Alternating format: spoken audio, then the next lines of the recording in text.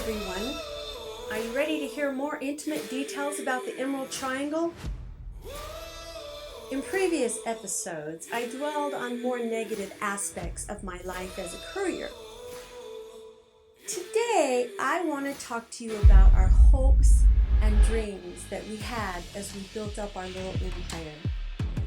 I've told you a little bit about my background of being raised as a devout Mormon most of my life, but when I was in my 40s, I left the church and set out on a much more interesting path that landed me right smack in the middle of Burning Man. For those of you who don't know what Burning Man is, it's not only an annual festival out in the Nevada desert in a temporary place called Black Rock City, but it's also a culture of vibrantly creative people. Every Labor Day week at this 8-day art and music festival, over 72,000 of these free-spirited people go completely crazy. They dress up in spectacular costumes, cruise around in crazy art cars, ride brightly lit bicycles, gliding all over this 7-mile stretch of desert to see art installations, interact with each other, dance in the dust at the music camps, and participate in wildly weird New Age workshops. The burner vampires come out at night to the energetic, fun, far-out, colorfully lit fairy world on steroids. Beginning on Thursday nights, brightly lit fires burn out in the middle of the playa. We call it the playa because it's Spanish for beach. In the prehistoric times, this land used to be next to a very deep water. Now, this modern playa consists of hundreds of miles of beige sand. On Saturday evening, the festival comes to a climax at the burn. This is when these noisy little vampires grow overly excited in anticipation of torching the 40-foot-high effigy of the man, along with a spectacular display of fireworks. Because we're vampires, of course, we stay up till the sun comes up. Actually, my friends and I usually stayed up till the sun came up every day throughout the week, and we slept all day. It gets really hot and dusty during the day. It's better to avoid the heat and dust storms and sleep through all that. Besides, if you're a vampire, you don't want to melt. Over 2 decades ago, Larry Harvey, the founder of Burning Man, broke up with his girlfriend. In her honor, he decided to burn her effigy out on the North Beach in San Francisco. All his friends loved this party so much that they kept meeting year after year. The party evolved and just got bigger and bigger. Bitter memories of the girlfriend faded away as the effigy changed to the man. And these San Franciscans leased a 7-mile square patch of land out in Nevada for 2 months out of the year for the bludgeoning festival. This last year, I heard they had over 75,000 people attend. It's really gotten out of control, to be sure. The last night of the burn Sunday, things calm down and the night turns to her spiritual face. With solemnness and sacredness, they burn the huge temple.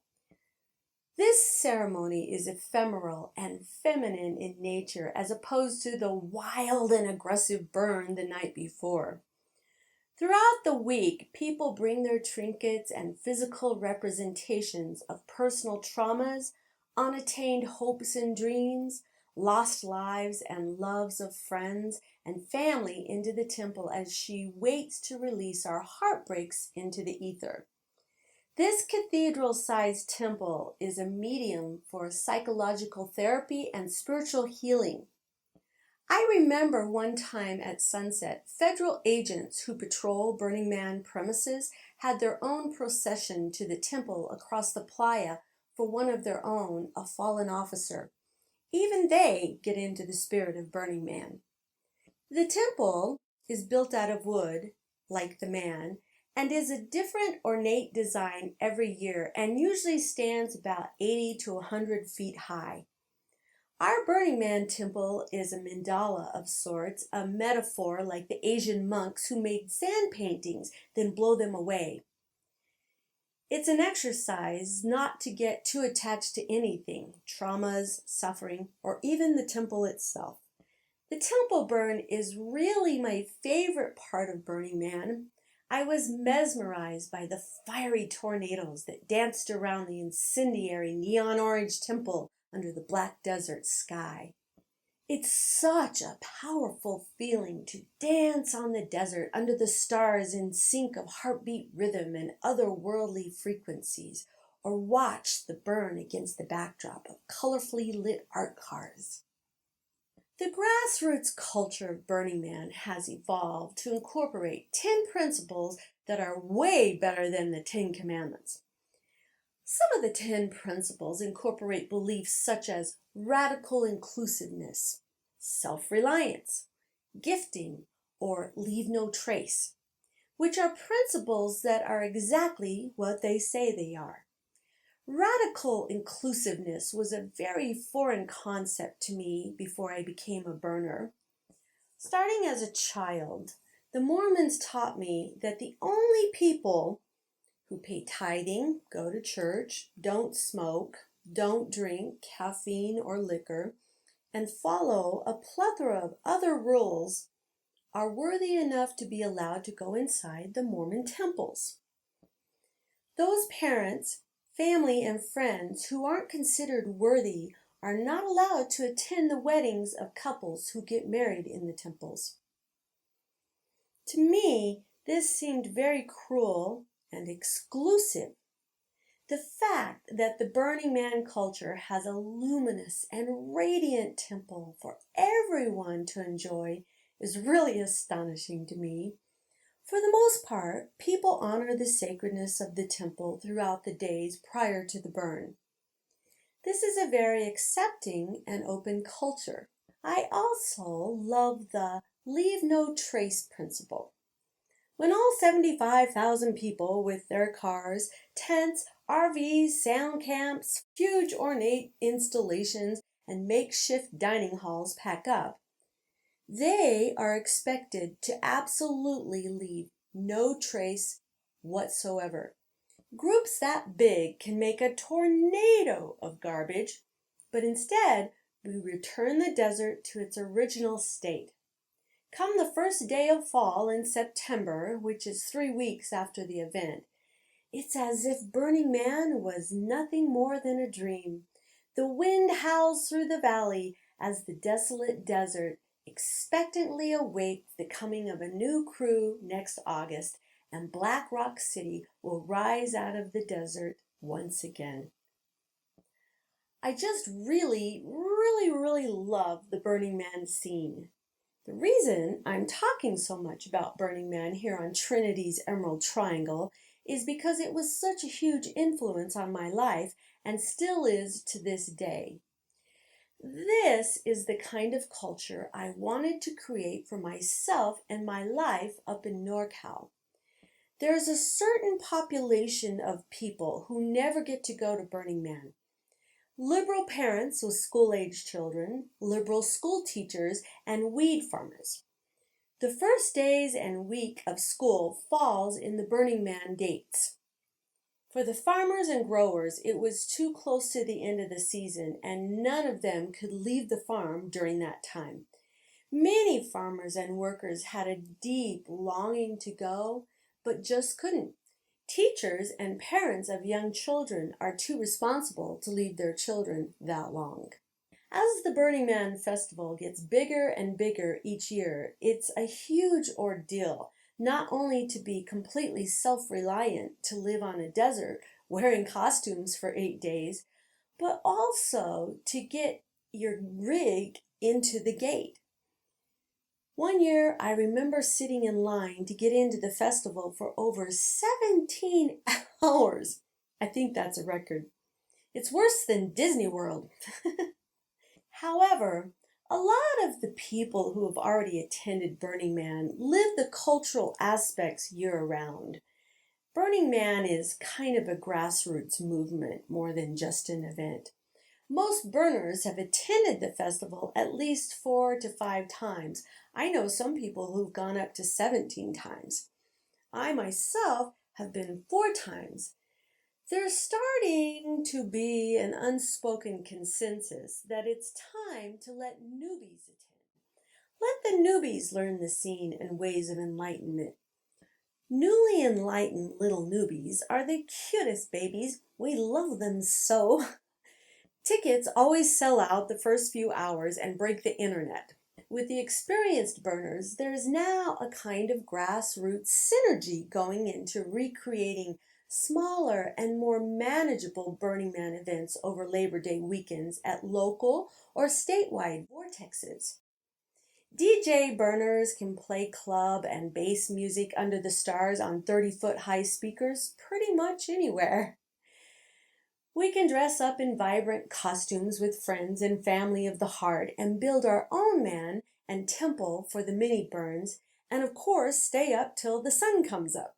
These burner events outside Black Rock City are called orphan burns, and they're popping up everywhere all over the West. It's a perfect alternative to fighting the mass of people. The festival can't really get much bigger because environmental limits on the desert. Also, the fun police, DEA, and other federal authorities are starting to impose their authoritarian bullshit on everybody in Black Rock City anyways. So, you know what? Now we can carry the torch out into our own little vortexes into the world. Creating a vortex outside of Burning Man, this was my dream. I wanted to bring an orphan burn to NorCal without the fire. Just barely coming out of the 10-year drought makes it so that NorCal can't even handle campfires, let alone an effigy or a temple burn. But we can still crank up the generators and listen to music, build Bedouin temples, and create art installations made out of light, dance under the stars in costumes, and participate in workshops. And most of all, we can create a tiny local event where people can connect with deep acceptance. Tiny had a 300-acre farm with a pond, a deck, and running water throughout the property. We had a lot of wonderful neighborhood parties there all summer long.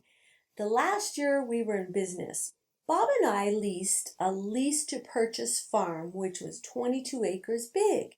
Our older son, his wife, and our little granddaughter lived on that property just up the hill from Tiny's farm. This estate had an elegant, spacious home made out of giant recycled redwood railroad ties. The property had electricity and came with water rights. That was a big deal. It was a really big deal. The kitchen had a Viking stove. How dreamy is that? The open living room with its high redwood rafters was opulent and made to entertain in. There was a jacuzzi on a wide deck that wrapped around the house overlooking the coastal mountains. We had a lovely champagne Mother's Day brunch there that year. There was a greenhouse and 3 barns. There was plenty of acreage to plant princesses, build homes, store equipment, and have parties.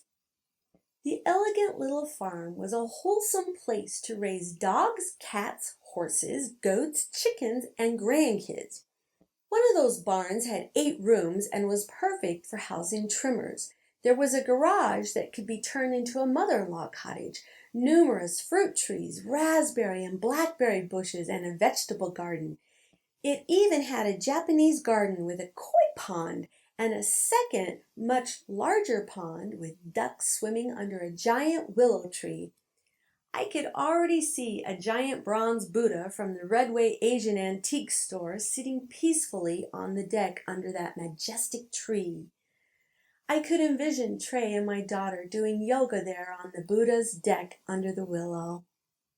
I had a vision of inviting our local friends and my friends from Salt Lake to come camp out for long holiday weekends, participating in symposiums and art workshops. I wanted to invite my DJ friends to play for all of us around a barrel fire down the hill in front of one of the barns on velvet summer evenings. This barn was a perfect place to string colored lights and hang out and dance because it was isolated. The loud music wouldn't bother anybody. There were plenty of places for people to sleep and camp on this property on warm fall days and cool autumn nights here in the Emerald Triangle.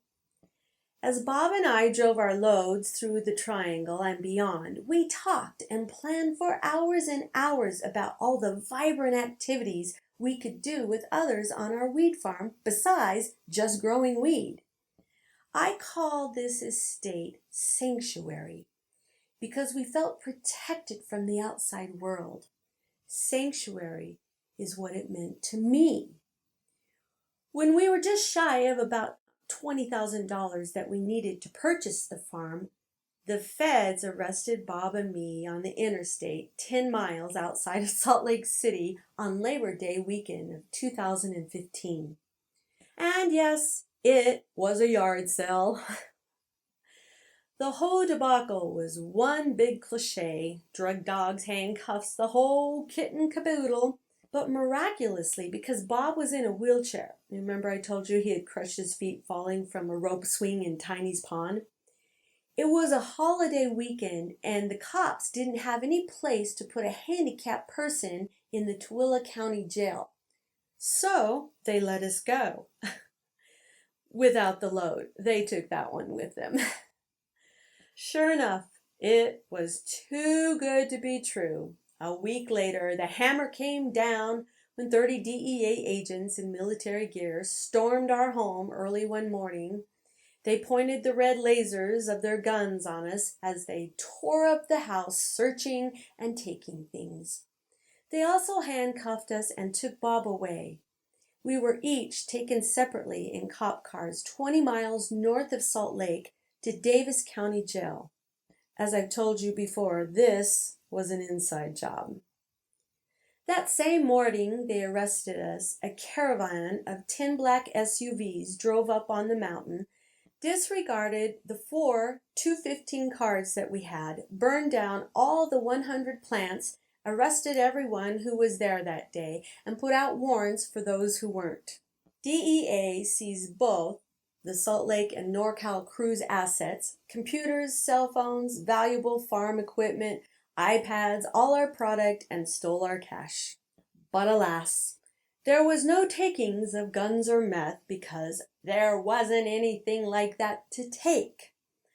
Like a tsunami roaring over an anthill, DEA SWAT teams completely wiped out our little crew. Anything DEA didn't find was used to pay for our meager defenses. By the time the government was done with us all, no one had a home to live in or a dime left to their name. It felt like a nuclear bomb had hit. Even at that, Utah DEA and the federal prosecutors were deeply disturbed they couldn't find or do more damage. Bob and I have 2 friends we used to party with, and every time we came home from the festivities, it was always the same conversation over and over. I had it memorized. These 2 etards would sit in the back seat talking. When my grandpa dies, I'm going to inherit millions.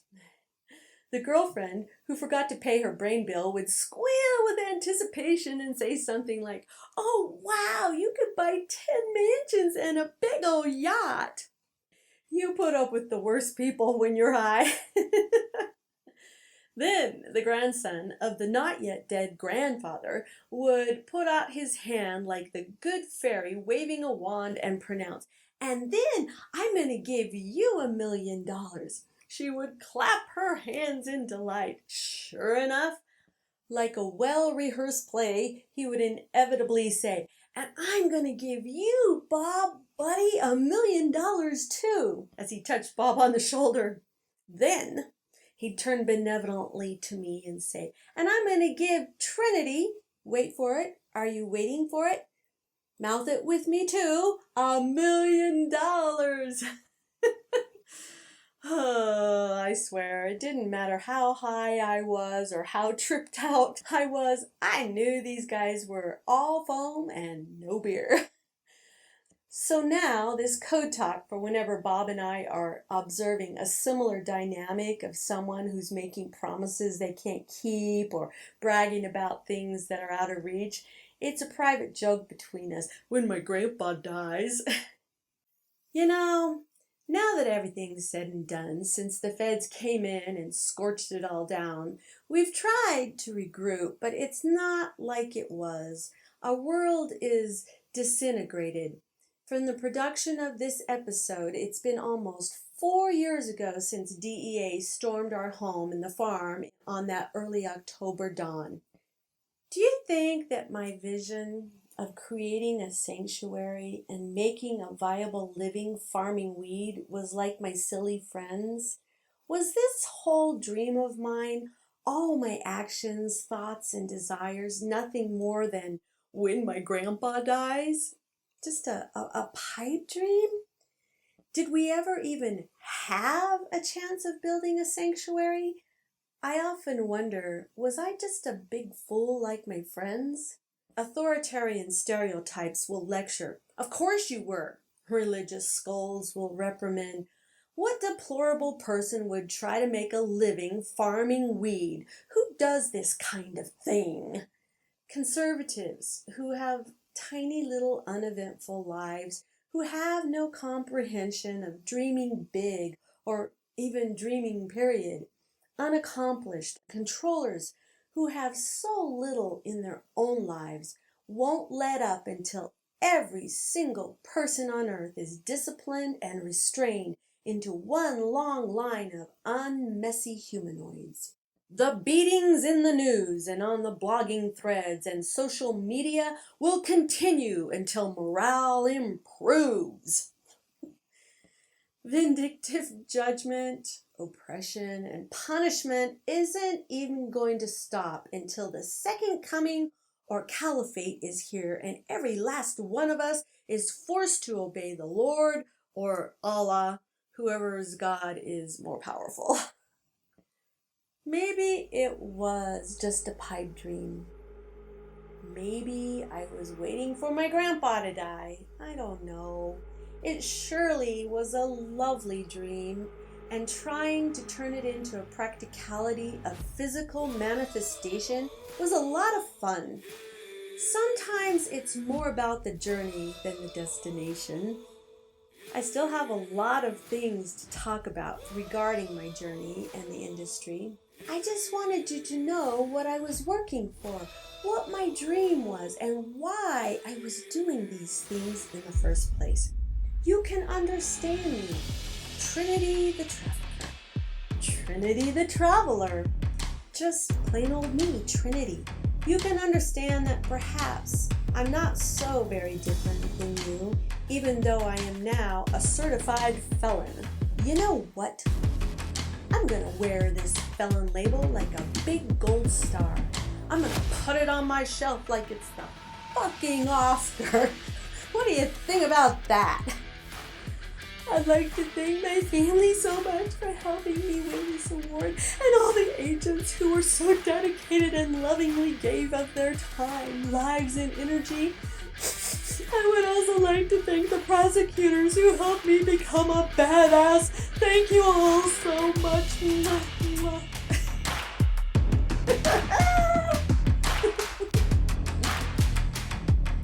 Well, once again, that's all the time we have for tonight, kids. So stay out of trouble. If you've never been to Burning Man, you really should go. It will change your life. It did mine.